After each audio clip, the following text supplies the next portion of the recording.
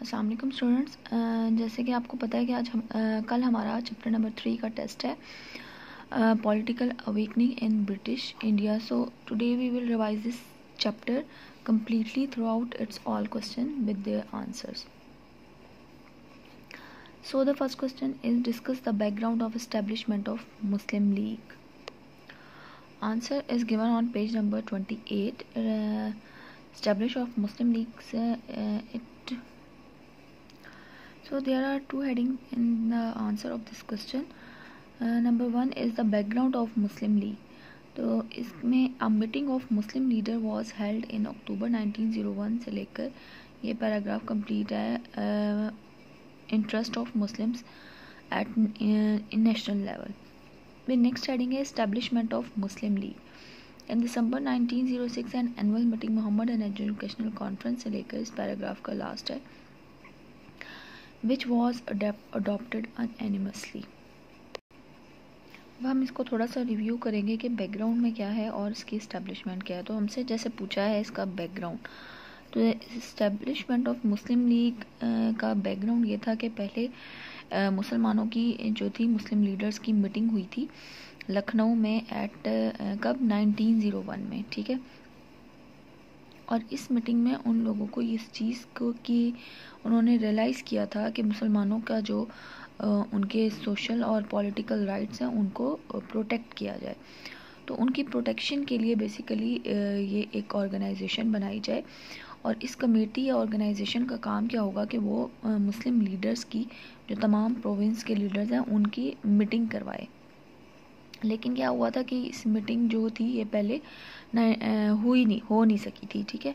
या हो सकता था कि अगर ये मीटिंग पहले हो जाती तो मुस्लिम लीग 1906 से पहले ही बन जाती, लेकिन क्या था कि वो मीटिंग हो नहीं सकी। उसके बाद फिर तो ये उसका बैकग्राउंड है कि फिर जब क्या हुआ था कि शिमला डेप्यूटेशन आया था।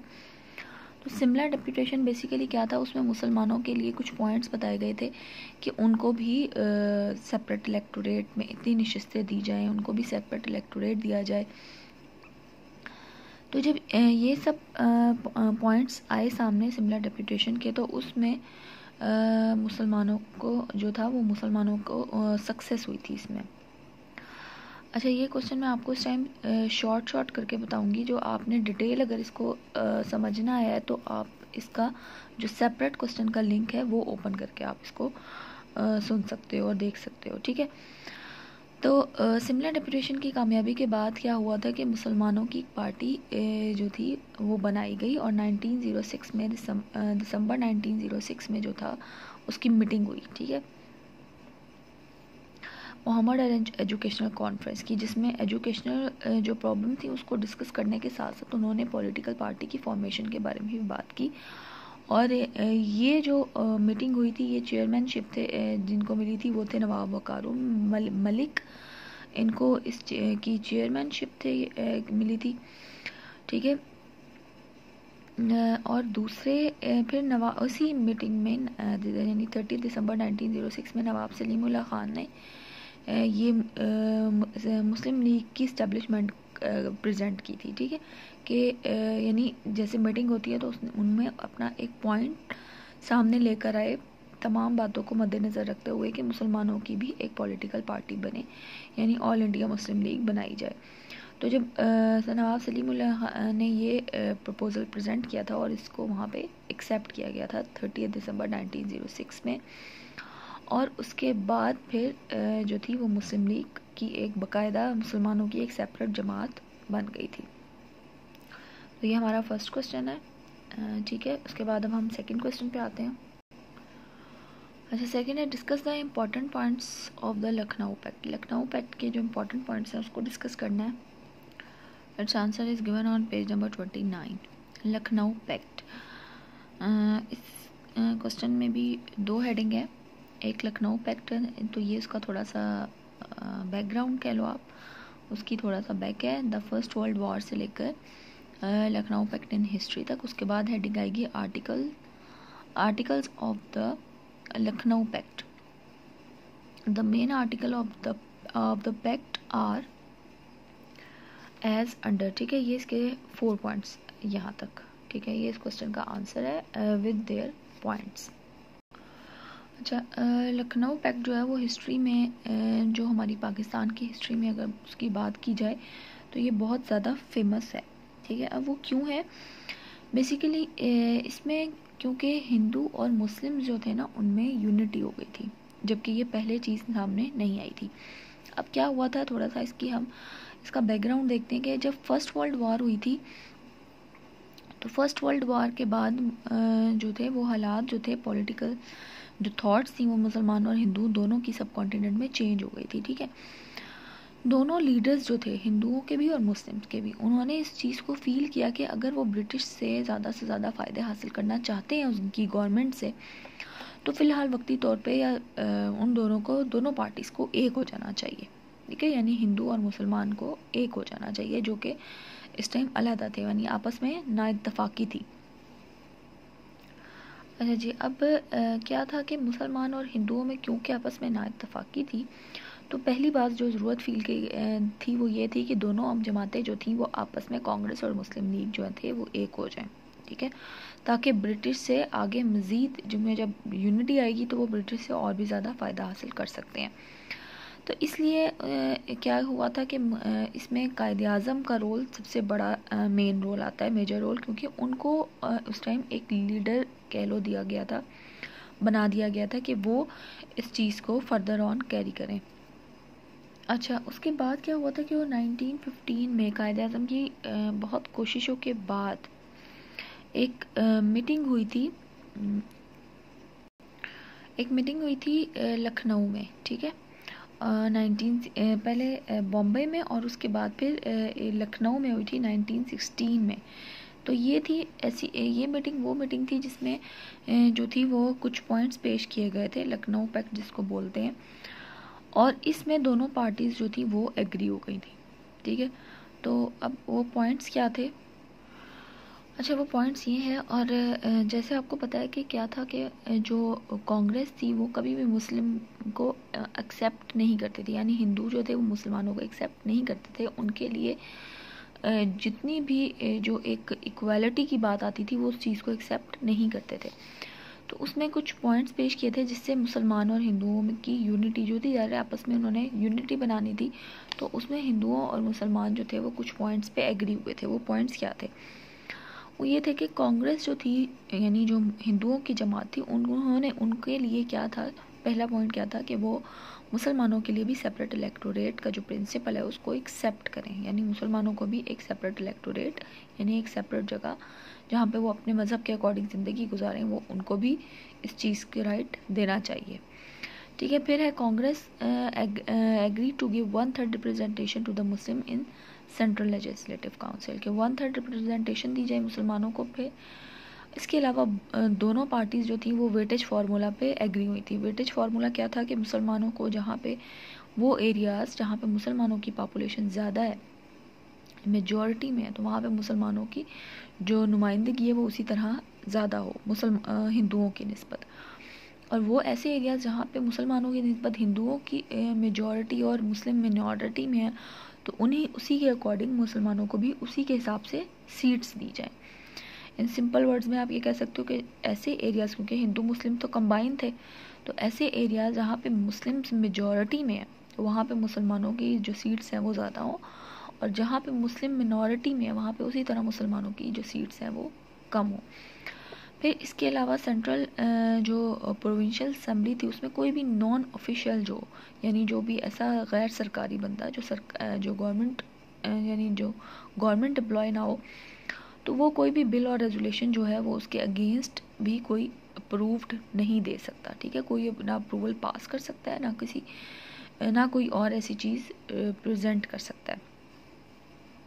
ठीक है, ना प्रेजेंट कर सकता है कोई भी, और ना वो कोई बिल पास कर सकता है। और सेकेंडली एक और चीज़ इसमें की गई थी कि कोई भी अप्रूवल उस टाइम तक अप्रूव नहीं किया जाएगा जब तक कि उसके 3/4 मेंबर जो हैं उस कम्युनिटी के वो उसके फेवर में ना हो। ठीक है, तो ये हमारा लखनऊ पैक्ट है यहाँ तक, कम्युनिटी तक। अब थर्ड क्वेश्चन देखते हैं। अच्छा, नेक्स्ट है डिस्कस द रोल ऑफ कायदे Azam as an ambassador of Hindu Muslim unity. Answer is given on page number 33।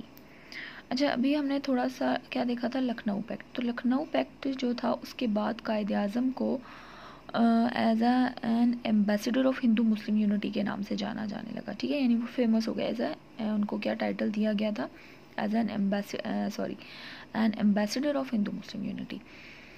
तो क्या था कि कायदे आज़म ने बहुत कोशिशें की थी हिंदू मुस्लिम यूनिटी के लिए, ठीक है, और बहुत सिंसियरिटी के साथ, ठीक है, जिसमें किसी भी किस्म की कोई अपना पर्सनल मफाद नहीं शामिल था, ठीक है, उनका कोई अपना पर्सनल उसमें कोई बेनिफिट नहीं था। सिर्फ वो चाहते थे कि हिंदू मुस्लिम में यूनिटी हो, और ब्रिटिश जो थे उनको वो जो एक सब कॉन्टिनेंट जगह थी जो हिंदू मुस्लिम जहाँ पे शुरू से रहते आ रहे थे वो ब्रिटिश से आज़ाद हो जाए, ठीक है। अब इस क्वेश्चन में जो है कुछ हेडिंग्स आएंगी। पहली हेडिंग आएगी, पहले आपने मेन हेडिंग देनी है कायदे आज़म रहमतुल्लाह अलैहि as an ambassador of Hindu Muslim unity. फिर हेडिंग आएगी पॉलिटिकल विजडम ऑफ कायदे आज़म। ये इस हेडिंग में ये पार्ट आएगा the outlook of the Muslim politics से लेकर कायदे आज़म रहमतुल्लाह अलैहि तक, ठीक है। उसके बाद फिर नेक्स्ट हेडिंग आएगी effort for Hindu Muslim unity. तो इसमें आपने स्टार्ट करना है इन 1924 कायदे आज़म रहमतुल्लाह अलैहि से लेकर ये यहाँ तक community under the leadership of कायदे आज़म रहमतुल्लाह अलैहि to resolve constitutional problem of Muslims and Hindu, यहाँ तक। उसके बाद है नेक्स्ट हेडिंग आएगी कायदे आज़म रहमतुल्लाह अलैहि प्लेड अ की रोल। फिर आएगा the committee held it's session in Calcutta and Lucknow से लेकर यहाँ तक ये पैराग्राफ जहाँ पे ख़त्म हो रहा है हिंदू मुस्लिम यूनिटी तक। फिर नेक्स्ट हेडिंग आएगी अबंडन द सेपरेट इलेक्टोरेट। कायदे आज़म रहमतुल्लाह अलैहि कन्वेंस से लेकर ये टू लाइन्स हैं बस हिंदू मुस्लिम यूनिटी तक। फिर नेक्स्ट हेडिंग आएगी Delhi proposal and Nehru report. ये आपने दोनों कंबाइन करके हेडिंग लिखनी है। He presented Delhi proposal on March 20, 1927 से लेकर ये यहाँ पे ये पेज थोड़ा सा मेरा फट गया था तो मैंने यहाँ पे टेप लगा दी थी कि ये किसी तरह तो ये है continue to the work for the unity between Hindu Muslim until he was convinced the Hindu leader at all prepared for any अच्छा सॉरी ये है Nehru report which spoiled the effort of unity, ठीक है, यहाँ तक है। अभी आप लोग थोड़ा सा अपनी बुक से भी कंसर्न करना। उसके बाद यहाँ पे इनफैक्ट से नेक्स्ट हेडिंग स्टार्ट होगी, इनफैक्ट कायदे आज़म रहमतुल्लाह अलैहि। अच्छा यहाँ से जो है वो लास्ट हमारी हेडिंग होगी इनफैक्ट से कायदे आज़म, और वो हेडिंग है कायदे आज़म डिसअपॉइंटमेंट, ठीक है। इनफैक्ट कायदे आज़म रहमतुल्लाह अलैहि continue to work for the unity से लेकर नेक्स्ट पेज पे है नेशन पार्टेड देयर वेज तक, ठीक है। तो ये लास्ट हेडिंग है। अच्छा, खिलाफत मूवमेंट के बाद मुसलमानों की जो पॉलिटिक्स आउटलुक जो थी उसकी पॉलिटिकली पॉइंट ऑफ व्यू से वो जो थी वो चेंज हो गई थी। क्यों वो इस तरह से चेंज हुई थी क्योंकि उसमें कुछ एक तो मुस्लिम लीडर्स जो थे यानी जो जो रिलीजियस जो थे पीपल वो इसमें शामिल हो गए थे। दूसरे कायदे आज़म का जो पॉलिटिकल विजडम थी ना वो और इन्हेंस हो गई थी, यानी उनका जो एक पॉलिटिक्स में एक इंटरेस्ट था और जिस तरीके से वो अपने माइंड से एक अच्छे सिस्टम्स को लेकर चल रहे थे उस चीज़ में और भी ज़्यादा तेज़ी आई। किस वजह से? क्योंकि हिंदुओं के रवैयों की वजह से, उनके एटीट्यूड की वजह से। एक्चुअली हिंदू जो थे वो बज़ाहिर सामने तो मुसलमानों के प्रिटेंड करते थे कि वो उनके साथ हैं, बट क्या है कि दिल ही दिल में वो मुसलमानों को सख्त नापसंद करते थे, ठीक है। लेकिन क्योंकि वक्त का और हालात का तकाजा ऐसा था कि उनको मुसलमानों के साथ बनानी थी तो उन्होंने यूनिटी भी कुछ टाइम के लिए रखी, लेकिन वो सिर्फ एक अपेरेंटली एक कुछ टाइम पीरियड ऐसा आया था जिसमें वो बहुत ज़्यादा उनमें यूनिटी हो गई थी। और इस यूनिटी के लिए कायदे आज़म ने बहुत ज़्यादा एफ़र्ट की थी, बहुत ज़्यादा, जिसमें सबसे ज़्यादा जो की रोल आता है, मेन रोल आता है, वो आता है कायदे आज़म का।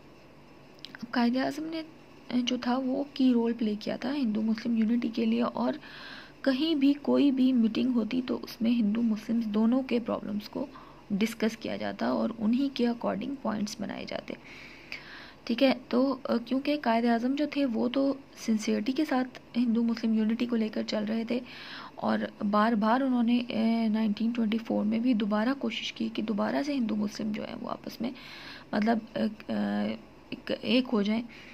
तो कायद आज़म का जो था वो बड़ा मेजर रोल था हिंदू मुस्लिम यूनिटी के लिए। तो उनको फिर टाइटल भी दिया गया था मिसेस सरोजनी नेडू ने कि कायद आज़म जो थे वो उनको टाइटल दिया गया क्या कि ambassador of Hindu Muslim unity. अच्छा, ये कायद आज़म की बहुत ज़्यादा एफर्ट्स थी, लेकिन उसके बाद क्या था कि उन्होंने इस एफर्ट में बहुत ज़्यादा वो सेपरेट इलेक्टोरेट के लिए भी कन्विंस किया गया। अच्छा, फिर क्या हुआ था कि दिल्ली प्रपोजल और नेहरू रिपोर्ट आई। अच्छा, पहले आया दिल्ली प्रपोजल जब आया तो उसमें जो कांग्रेस पार्टी थी उन्होंने बहुत अप्रिशिएट किया कि उन्होंने बहुत अच्छा प्रपोजल पेश किया, ठीक है, 20 मार्च 1927 में। उसके बाद जब नेहरू रिपोर्ट आई ना तो उसको देख के जो थे कायद आज़म जो थे वो एकदम से डिसअपॉइंट हो गए थे, क्योंकि नेहरू रिपोर्ट जो बनाई गई थी वो टोटली जो थी वो हिंदुओं के फेवर में थी, जिसमें मुसलमानों को जो राइट्स उन्होंने मिसा के उसमें लखनऊ पैक्ट में एक्सेप्ट किए थे वो सब उनको दोबारा से ख़त्म कर रहे थे, ठीक है, ख़त्म कर दिया गया था। तो ये चीज़ देख के कायद आज़म जो थे वो डिसअपॉइंट हो गए।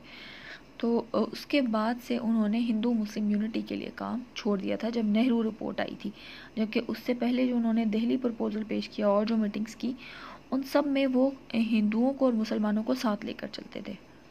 अच्छा, फिर नेहरू रिपोर्ट के बाद कायद आज़म को इस चीज़ का रियलाइज़ हो गया कि हिंदू और मुस्लिम्स जो हैं वो एक सेपरेट नेशंस हैं, ठीक है, और वो साथ नहीं चल सकती क्योंकि दोनों के मज़हब में फ़र्क है, उनके जो रस्म व रिवाज हैं वो सब में फ़र्क है। तो फिर ये दोनों जो कौमें हैं, दोनों नेशंस जो हैं वो एक साथ नहीं चल सकती। तो उसके बाद कायद आज़म ने जो हिंदू मुस्लिम यूनिटी के लिए बहुत एफ़र्ट करते थे वो उन्होंने ख़त्म कर दी, ठीक है।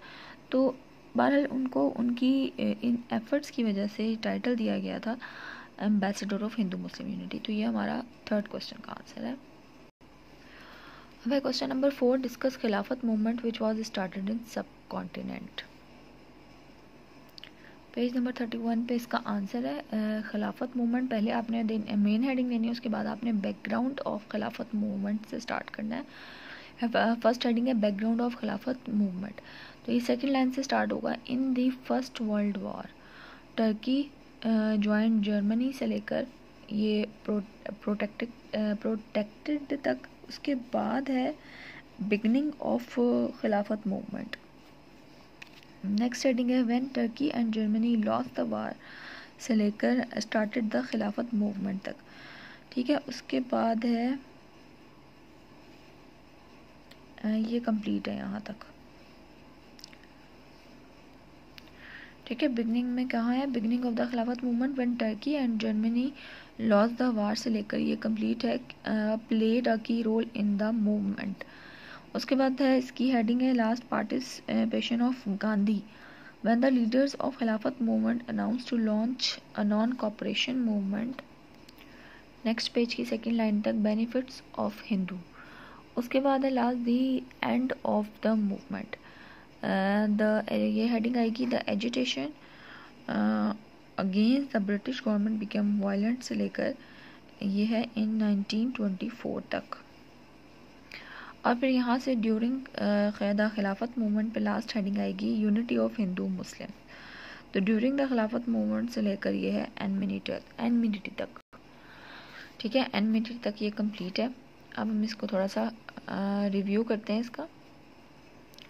अच्छा, अब खिलाफत मूवमेंट क्या थी। खिलाफत मूवमेंट जो थी वो एक ऐसी मूवमेंट थी जो आफ्टर फर्स्ट वर्ल्ड वॉर बनी थी, और ये जो थी बहुत ज़्यादा कह लो बहुत ज़्यादा पीक तक गई थी, ठीक है। अब इसका बैकग्राउंड ये था कि जैसे आपने 7th में देखा है ऑटोमन एम्पायर के बारे में पढ़ा है आपने, तो ये उस टाइम पीरियड की बात है जब उस टाइम क्योंकि हम और सबसे जो लॉन्ग लास्टिंग जिसका टाइम पीरियड है ना वो ऑटोमन एम्पायर का है, ठीक है, मुस्लिम्स एम्पायर की बहुत बड़ी एम्पायर थी ये। लेकिन क्या हुआ था कि जब फर्स्ट वर्ल्ड वॉर हुई थी तो हालात जो थे, सिचुएशंस जो थी वो एकदम उसके बाद चेंज हो गई। जो फर्स्ट वर्ल्ड वार हुई थी वो किसके दरमियान हुई थी, टर्की और ब्रिटिश थे, जिसमें जर्मनी जो थी वो, टर्की और जर्मनी जो थे वो एक थे और दूसरी तरफ ब्रिटिश थे, ठीक है। अब इस जंग में ये चीज़ पहले डिसाइड की गई थी, क्योंकि आपको पता है टर्की जो था वो एक मुस्लिम कंट्री है, ठीक है, मुस्लिम कंट्री था, और पूरा जो ऑटोमन टर्की जो थी वो ऑटोमन एम्पायर में आता था। तो क्या था कि उस टाइम जिससे जो एक वर्ल्ड वॉर हुई थी वो काफ़ी बड़े पैमाने पे हुई थी, ठीक है, बहुत सारे कंट्रीज़ जो थे वो आपस में एक हो गए थे। तो टर्की जो था वो जर्मनी के साथ था और वो दोनों किसके अगेंस्ट थे, ब्रिटिश के। अब जब ये जंग हुई थी, स्टार्ट हुई थी, तो ब्रिटिश की भी ये विश थी कि जो मुस्लिम्स हैं वहाँ के रहने वाले वो हमारे अगेंस्ट ना जाएं, तो उन्होंने उस टाइम मुसलमानों की ये डिमांड यानी एक्सेप्ट कर ली थी कि उनके जो हॉली प्लेसेस हैं उसमें उनको कोई नुकसान नहीं होगा, ठीक है। जैसे जंगें होती हैं तो उसमें नुकसान का भी बहुत ज़्यादा ख़तरा होता है, तो उन्होंने इस चीज़ का एग्रीमेंट किया था कि वो उनके हॉली प्लेसेस को कोई नुकसान नहीं पहुंचाएंगे। लेकिन जब लास्ट में ब्रिटिश जो थे ये जंग जब जीत गए थे, फर्स्ट वर्ल्ड वार, लेकिन जब वो ये जंग जीत गए तो उसके बाद उन्होंने इस चीज़ पे कोई मतलब जो ड्यूरिंग जो वार थी इस चीज़ को कोई सामने ख्याल नहीं रखा। मुसलमानों के हॉली प्लेसेस को भी बहुत ज़्यादा नुकसान पहुंचा, जैसे मक्का और मदीना जो थे वो उस टाइम उसी एरियाज़ में आ रहे थे जहाँ पे जंग लड़ी जा रही थी, ठीक है। तो क्या हुआ था कि जब ब्रिटिश ने यानी मुसलमानों के हॉली प्लेसेस का कोई उनका ख्याल नहीं रखा इस चीज़ का, तो फिर खिलाफत मूवमेंट स्टार्ट की थी, ठीक है। इस मूवमेंट में जो सबसे मेजर रोल प्ले किया था वो मौलाना मोहम्मद अली जौहर ने किया था और उनके भाई थे मौलाना शौकत अली, ठीक है। अब ये क्योंकि मूवमेंट जो थी ये बहुत पीक पे गई थी, बहुत ज़्यादा पीक पे, इतनी पीक पे गई थी कि ब्रिटिश जो थे वो मुसलमानों को उस टाइम कंट्रोल नहीं कर सक रहे थे, ठीक है। तो उन्होंने क्या किया कि तमाम मुस्लिम लीडर्स को, जब उन्होंने एक मूवमेंट ये स्टार्ट की थी तो तमाम मुस्लिम लीडर्स को जो था वो जेल में बंद कर दिया था, ठीक है, उनको बंद कर दिया था। जब उनको बंद कर दिया गया जेल में, यानी वो कैद कर दिए गए, तो फिर गांधी ने जो थी उस टाइम उसकी लीडरशिप ली थी, खिलाफत मूवमेंट की जो लीडरशिप थी वो फिर गांधी ने संभाली। अब अपेरेंटली तो ऐसे ही था कि जो गांधी है वो मुस्लिम्स की साइड पे है, ठीक है। और क्योंकि बेसिकली जो गांधी तो था, जैसे मैंने अभी आपको इससे प्रीवियस क्वेश्चन में बताया है कि जो गांधी जो कांग्रेस थी और गांधी जो थे, हिंदू जो थे, वो सिर्फ बज़ाहिर मुसलमानों के साथ थे, दिल ही दिल में वो उनको सख्त नापसंद करते थे। तो गांधी ने, क्योंकि उस टाइम मुसलमानों की ये मूवमेंट बहुत पुरजोश तरीके से चल रही थी और मुसलमान उस टाइम बहुत जोश में आए हुए थे, तो क्या था कि गांधी के लिए ये जो सिचुएशन थी ये बहुत फेवरेबल थी। क्यों थी? उसने फिर इस चीज़ का बहुत फ़ायदा उठाया और जो खिलाफत मूवमेंट था उसका लीडर बना। जब मुस्लिम लीडर्स को बंद कर दिया गया तो फिर क्या हुआ था कि गांधी ने जो था अपनी पर्सनल रेप्यूट के लिए और हिंदुओं के बेनिफिट के लिए इस तमाम सिचुएशन को यूज़ किया और मुसलमानों की जो एनर्जी थी, जो उनका एक जोश जज्बा था, वो अपने मफाद के लिए यूज़ किया।